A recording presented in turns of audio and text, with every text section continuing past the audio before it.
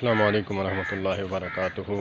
आज इंशाअल्लाह अज़ीज़ बात होगी फ़जर की सुन्नतें हम कब अदा कर सकते हैं। पहले तो इसकी फ़जीलत सुन लें। आका करीम अलैहिस्सलातु वस्सलाम ने इसकी फ़जीलत बयान फरमाई है कि अगर जिहाद के दौरान आप मैदान जिहाद में हो तो वहाँ पे अगर आपको फ़जर की नमाज वहाँ टाइम हुआ है तो अगर आपको घोड़े भी रौंद डालें तो फ़जर की सुन्नतें जो हैं वो लाज़मी अदा करनी है।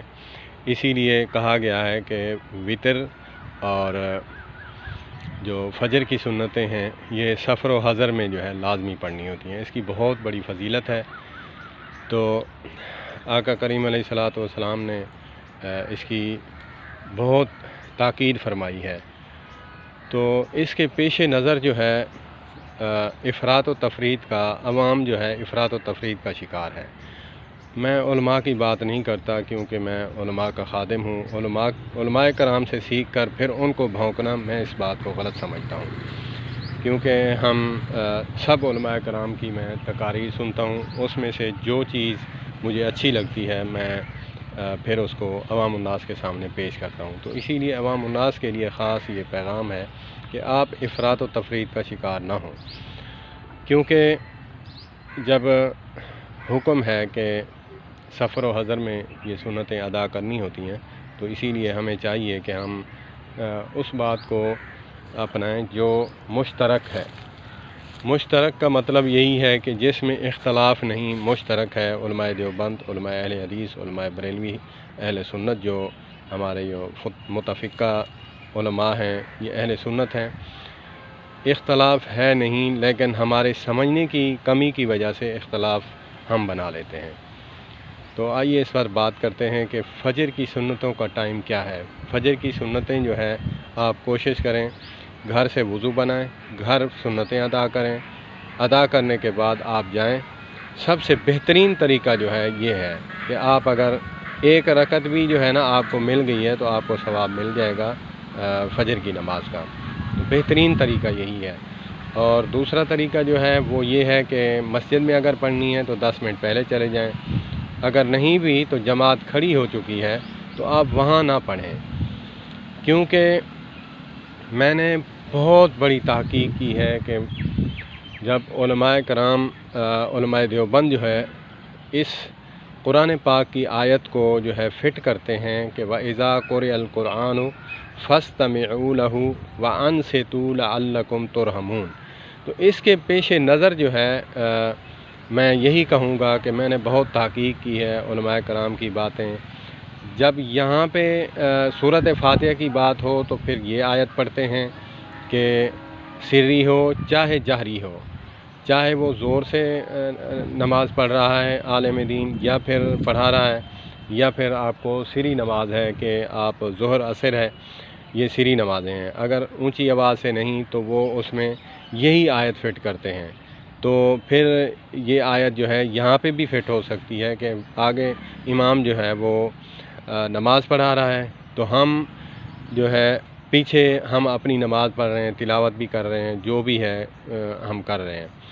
तो फिर हदीस पाक है कि जब एक नमाज का वक्त है तो नमाज हो रही है तो उस टाइम दूसरी नमाज आप कोई नहीं पढ़ सकते। नवाफ़िल हैं चाहे फ़राइज़ हैं चाहे जो भी नमाज है, पहले फ़र्ज़ अदा करेंगे तब जो है फिर आप जो है इतना हुक्म भी है अगर आप सुन्नतें मुअक्कदा हैं या गैर मुअक्कदा हैं।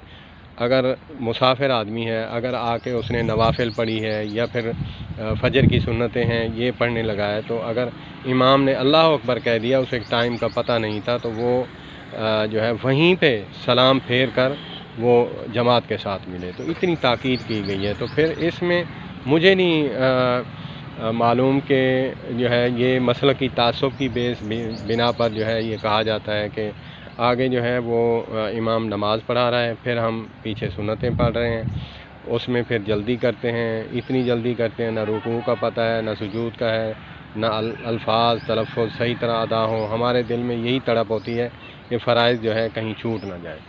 तो इसीलिए बेहतर तरीका जो है, फिर तीसरा तरीका भी है उलमाए अहले हदीस, उलमाए देवबंद और उलमाए बरेलवी हज़रात में से جو ہے یہ تینوں اہل سنت ہیں، میں نے ان سے تحقیق کی ہے کہ یہ فرماتے ہیں کہ بہتر طریقہ جو ہے وہ پہلے والا ہے، پھر جو آخر والا بہتر طریقہ یہ ہے کہ ایک دفعہ صحابی رسول صلی اللہ تبارک و تعالیٰ علیہ وآلہ وسلم کا فجر کی نماز ہو چکی، تب جو ہے وہ اسی ٹائم دعا نہیں اس نے مانگی، ذکر اذکار نہیں کیے جو مسنونہ اذکار ہوتے ہیں، اس نے جو ہے وہ سنتیں ادا کرنی شروع کر دی۔ جب اس نے سلام پھیرا تو آقا کریم علیہ الصلوۃ والسلام نے پوچھا کہ اے میرے ساتھی، مجھے یہ بتا کہ یہ کون سی نماز تو نے پڑھی ہے؟ اس کا مطلب یہی ہے، علماء دیوبند فرماتے ہیں کہ اس کا مطلب یہی ہے کہ سنتیں جو ہے پہلے ہی پڑھنی چاہیے، بعد میں نہیں پڑھنی چاہیے۔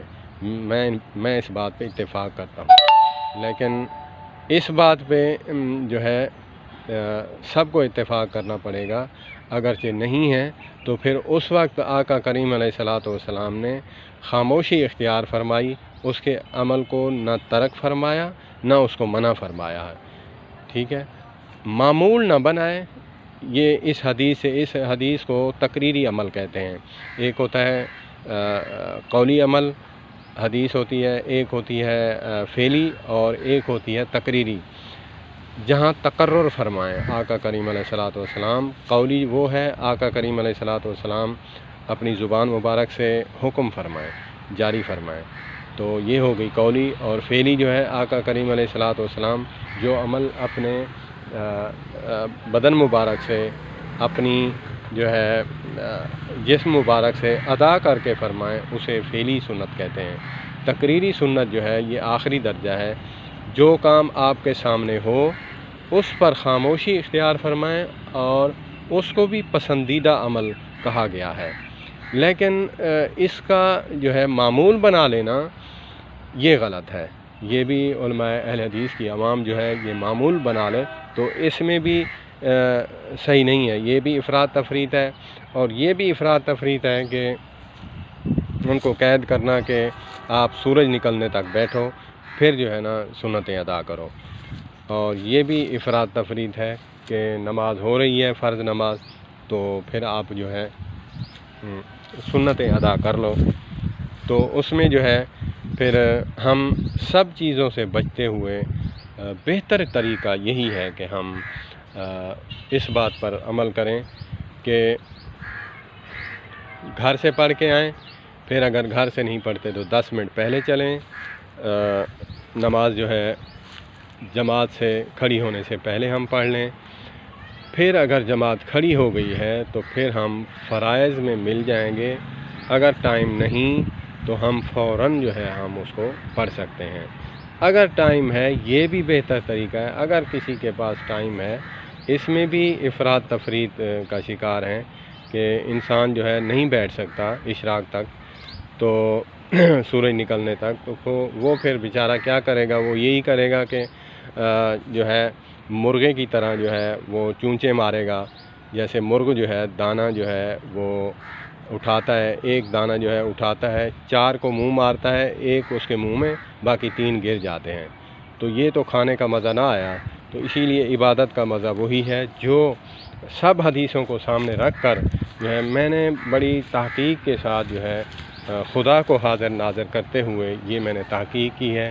یہ میری رائے ہے، آپ اس سے اختلاف بھی کر سکتے ہیں، لیکن جو ہے علماء کرام سے تحقیق بھی کر سکتے ہیں کہ علماء کرام جو ہے آپ کو، ہمیں تو ٹائم ہی نہیں ہے نا دین کے بارے میں پوچھنے کا، ہمیں تو صرف کمانا ہے، ہم ہیں ATM مشین، ہم کمائیں گے، لوگ کھائیں گے اور بچے پالنے ہیں اور ہم قبر میں چلے جائیں گے۔